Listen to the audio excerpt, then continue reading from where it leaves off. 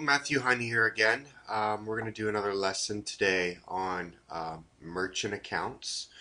Um, Again, this is my website if you want to come to it.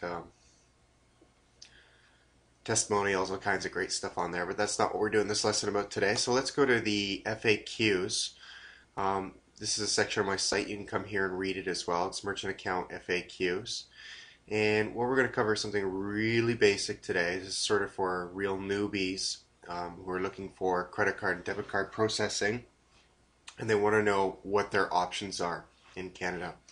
So let's click on this page here, and it just basically covers, the four basic types of card processing that you have options to you. There's the traditional retail credit card processing services, usually known as the point of sale terminal. I'm sure everybody's paid by Interac or used a Visa or credit card in a retail shop. This is the system that's in there, and there's a couple kinds of systems. There's the separate unit, which I'd say about 95% of all businesses use a separate point of sale terminal. Then there's the integrated kind that's integrated right into their own software, their own PC computers. And I'd say about 5% of businesses actually use that platform. Then the second option that merchants have is a Moto credit card processing service, which just stands for mail order and telephone order. And usually people will use like an IVR system or an ARU system. It's basically where they're going to dial into a 1-800 number. They'll punch in their merchant account number. They'll then punch in the person's credit card number, expiry date, the amount that they want to process it for, and it's going to say approved or not approved. Now this is really a system for people who are only doing like maybe 1 or 2 or 6 or under a dozen transactions a month.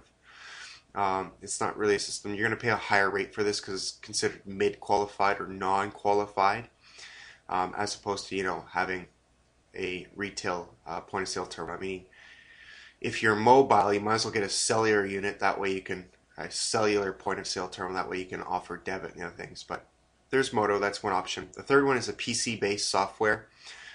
It's just some software that goes on your PC computer where you can process transactions. It's good for recurring billing. Usually they'll maintain your client's information and notify you when credit card expiry dates are coming up so you can get a new credit card, etc. And basically it just does the credit card. Sometimes you can get an external PIN pad to the program so that you can accept debit if people come to your office. It's really for people who are storage businesses that don't do a lot of transactions. They just need to do the odd debit transaction, but it's really about reoccurring billing. Gyms is perfect for that. If we take a look at and the fourth one is, of course, which is getting to be more and more popular these days.